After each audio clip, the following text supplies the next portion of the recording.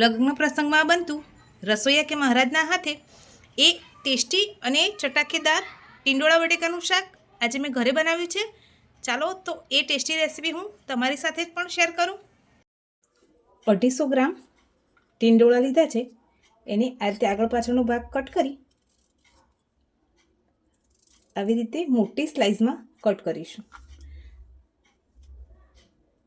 આને આપણે એકદમ પતલી સ્લાઇસ નથી કરવાની, થોડી મોટી રાખીશું. એક ટીંડોળાના આપણે આ રીતે 4 ટુકડા જ કરવાના છે. આપણે એ રીતે બધા જ ટીંડોળાને કટ કરી લઈશું. ટીંડોળા આપણા કપાઈ ગયા છે. બટેટાને પણ મેં છોલી લીધેલા છે. હવે આને આપણે આ રીતે આડી સ્લાઇસમાં કટ કરીશું. એકદમ પતલા નથી કરવાના, થોડી થીક સ્લાઇસ રાખીશું. આ રીતે બધા જ બટેટાને કટ કરી લઈએ. એક પેન ગેસ ઉપર રાખી દીધું છે. હવે આપણે એમાં તેલ ઉમેરીશું.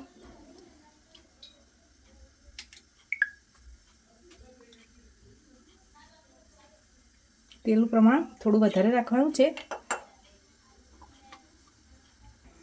તેલ ગરમ થાય એટલે આપણે અહીંયા 250 ગ્રામ જેટલા ટીંડોળાને આ રીતે કટ કરીને રાખેલા છે, એને તેલમાં ઉમેરી દઈએ.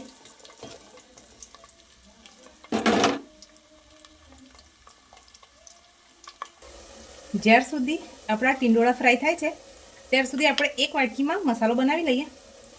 એમાં આપણે હળદર પાવડર ઉમેરીએ છીએ, લાલ મરચું પાવડર ઉમેરીશું. તમે જે પ્રમાણે તીખું ખાતા હોય એ પ્રમાણે મરચું પાવડર ઉમેરવાનું છે. 1 ચમચી ધાણા જીરું પાવડર ઉમેરીશું. સ્વાદ પ્રમાણે આપણે આમાં મીઠું ઉમેરી દઈશું. 1 નાની ચમચી જેટલો ગરમ મસાલો ઉમેરીશું. 1 ચમચી જેટલો આપણે કિચન કિંગ મસાલો ઉમેરીશું. હવે પાણી ઉમેરી આમાં પેસ્ટને તૈયાર કરી લઈશું. આ મસાલા જો આપણે ડાયરેક્ટ તેલમાં ઉમેરીએ તો એમાં જે મરચું પાવડર ઉમેરે છે એ દાજી જાય છે. એની માટે આ રીતની પેસ્ટ કરીને ઉમેરીશું તો સરસ રીતે મસાલો આપણો તૈયાર થશે અને દાજશે પણ નહીં. હવે આને સાઈડ કરી દઈએ. હવે આપણે ગ્રીન મસાલો પણ તૈયાર કરી લઈએ. એમાં 2 લીલા મરચાં ઉમેરીશું.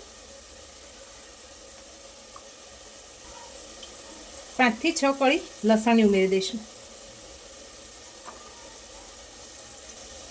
લીલા ધાણા ઉમેરી દઈશું.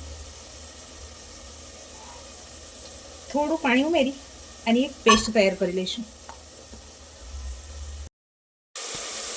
ટીંડોળા આપણા 70 થી 80% જેટલા ફ્રાય થઈ ગયા છે. હવે એને એક ડીશમાં નીકાળી લઈએ.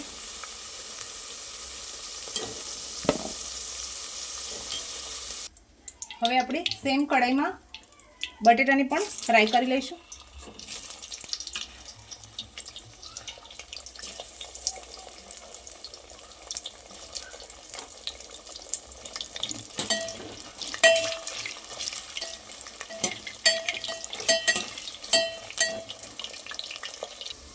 બટેટા પણ આપણા સરસ કૂક થઈ ગયા છે. એની ઉપર થોડી થોડી ગોલ્ડન પરત પણ આવવા લાગી છે. હવે એની પણ અલગ ડીશમાં નીકાળી લઈશું.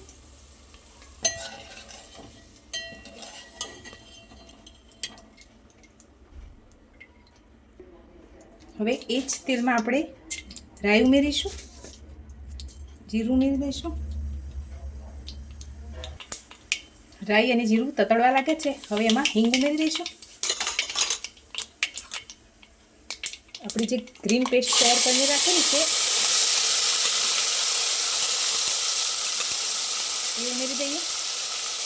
એ બધું સરસ મિક્સ કરી દઈશું.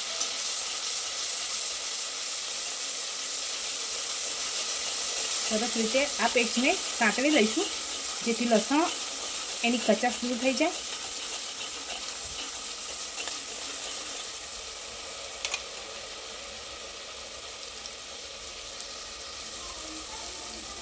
હવે આપણે લાલ મરચાંની જે મસાલાની પેસ્ટ કરીને રાખેલી છે એ પણ ઉમેરી દઈશું.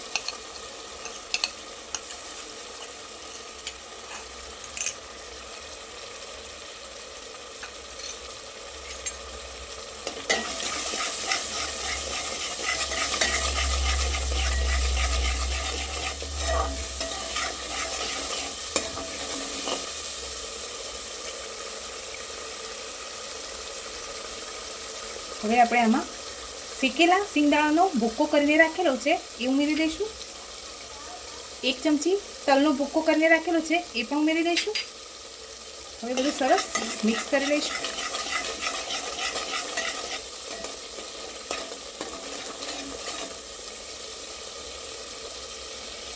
થોડું એવું પાણી ઉમેરીશું.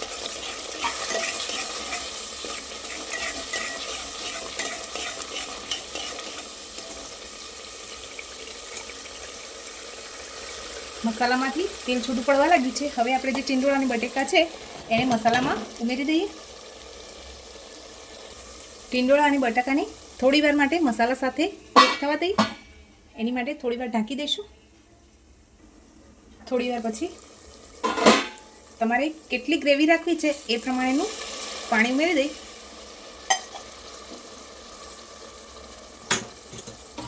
બધું સરસ મિક્સ કરી લઈશું એકવાર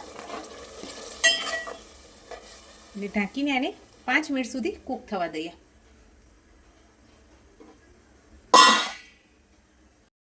શાક બનીને તૈયાર થઈ ગયું છે. હવે ઉપરથી લીલા ધાણા ઉમેરી દઈએ.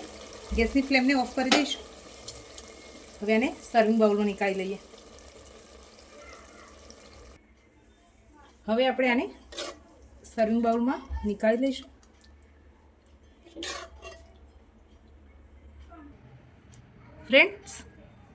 ફ્રેન્ડ્સ આપણું ટીંડોળા બટેકાનું એકદમ ટેસ્ટી શાક બનીને તૈયાર થઈ ગયું છે.